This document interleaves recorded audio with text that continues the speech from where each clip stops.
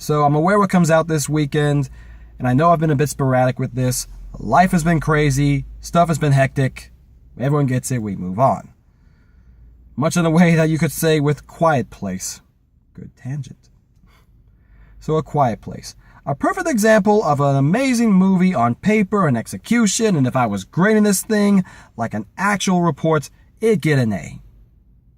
But this is the problem with being a critic, in my opinion. A critic's job should be able to separate their personal feelings from what they're reviewing and give an honest, in-depth opinion. The catch is, you need to have that little snippet of personality in there so it just doesn't sound like, this is movie, plot is good, character is good. You need some bit of depth. I mean, heck, anybody could read a robot voice. So, what's the problem with Quiet Place? It's the perfect example of, like I said, it's tough because this is an amazing movie. I don't like it.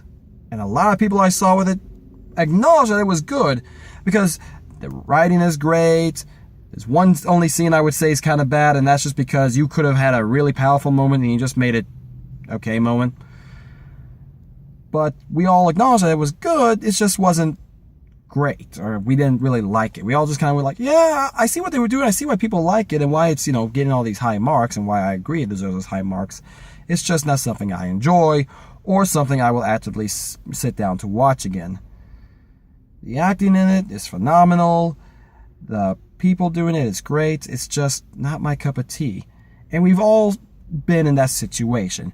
We've all seen those shows where everyone's like, oh, this is so good, this is so great, come on, it's amazing. It's your Game of Thrones, it's your Breaking Bad, it's your new season of Doctor Who. Trust me, I get a lot of people with that one. It's Insert So here, we got Avatar, we got Steven Universe, we got all this stuff. Yeah, I don't like it. Not those last ones I mentioned, there's a few in there, but you just don't. I mean, you see it and you see why people like it and it's really nice, enjoyable, and fun, but it's not for you. And you can acknowledge that it's good, it's just not something you would enjoy. It's not something you objectively hate, you just don't really get the draw of it. Much in the way like I currently have done a trade with a friend of mine to basically, I would watch Supernatural and they would watch Lupin the Third. I don't know how much they've watched, but I've so far seen the first 2 episodes of Supernatural, and yeah, I can see why people like it. It's not exactly my biggest cup of tea, but maybe as it progresses, I'll get more hooked into it and I'll enjoy it more. From what I've been told, that happens more after the first 2 seasons or so. So there's that. Who knows? Maybe if you guys want me to do a review on Supernatural, I'll do that. Comment below. But back to The Quiet Place, as I'm trying to avoid this. It's good.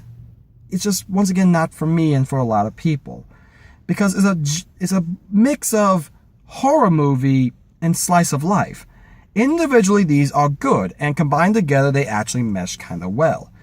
But the problem is, both of those movie types require different mindsets. A horror movie you go into for fear, excitement, shock, while a slice of life is just calm, it's cool. You enjoy it. You want to see the people live out their life, and it's nice, it's good, but you just want to enjoy it. Much in a way like something like My Neighbor Totoro, Kiki's Delivery Service, Marley and Me. Even though I was kind of a tearjerker style, but you get the idea. It's just is. Meshes not so well with the horror movie, and that kind of throws me out of it. And it could also be I didn't get the full engagement like this movie's supposed to have. The premise of the movie is you need to be quiet, because if you talk, well, one, I already be dead at this point, but if you talk, aliens are going to come and get you. These monstrous, look like the skags from Falling Sky. Oh, skitters, that's what they're called, skitters. The skitters from Falling Sky, if you gave them like giant mantis arms. So, yeah, they're cool design, don't get me wrong. It's just that if you talk, you die. I mean, that's basically what happens. Now, there's some rules around that in ways they try to soundproof rooms, and they use running water to mask their voice. It's not completely in silence like I thought it was going to be, and thank they give some actual noise. But the best way to enjoy this is in a quiet place, literally. You need no sound, just maybe a little background, because any noise takes you out of it, which the movie's supposed to represent. So, when you're in a movie theater and you're hearing a lot of or, or, my personal favorite, the sound of somebody trying to open their dang candy takes you out of the mood. So, this is one of those few movies I would almost say is better not in theaters. Is better when you don't have all that background noise to take you out of the moment. And, yeah, that might have made this movie better for me, but it's not exactly prime material. So, to wrap up, basically, the best way I can say this movie, sums up, is if you watch this trailer, and if you actually enjoy it, 1, be prepared for a lot of slice of life, and 2, be prepared for a lot of just calm incoherency to a degree. But if you can actually get past that, you are watching an amazing movie that meets everything you're asking for. Because the slice of life is good. The horror stuff is good. The acting superb. I tip my hat to the writer, director, and main actor, the father of the movie, whose name escapes me. So, you made a great movie, man. This wasn't for me or for, unfortunately, a lot of people I know. Who knows? Maybe we're in the minority. And I kind of hope that's the case because this movie is good. And I do want to praise good work. It's just tough to praise something you're not exactly a fan of. Hence why I'm not fanboying over this like I did with Ready Player One. Or shaking fist with rage like I did for, watch my top 10 worst of last year and you'll see enough of that. Which, I'm curious what I'm going to get, guys, in all honesty.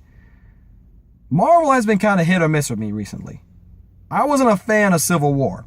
Once again, good movie, not my cup of tea. After the airport scene, downhill. Especially for how they portrayed a couple of the characters. And Black Panther, like I said, the one they hyped up and made this huge thing was just an average movie. I mean, praise it for all you want, it's basically just your average Marvel movie. There wasn't something new, something grand, something we haven't seen before.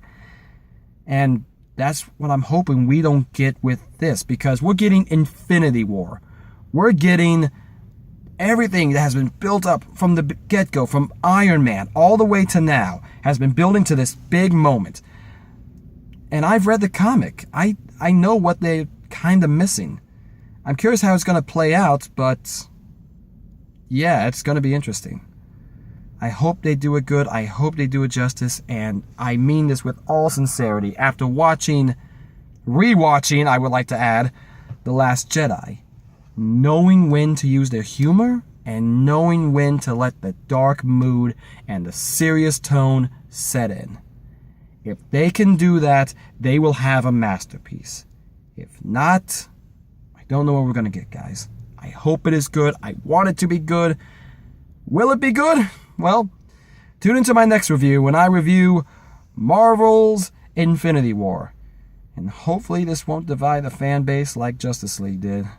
Well, till then, as always, guys, I'm Kevin Riley signing off, and I'll see you all next time. Later.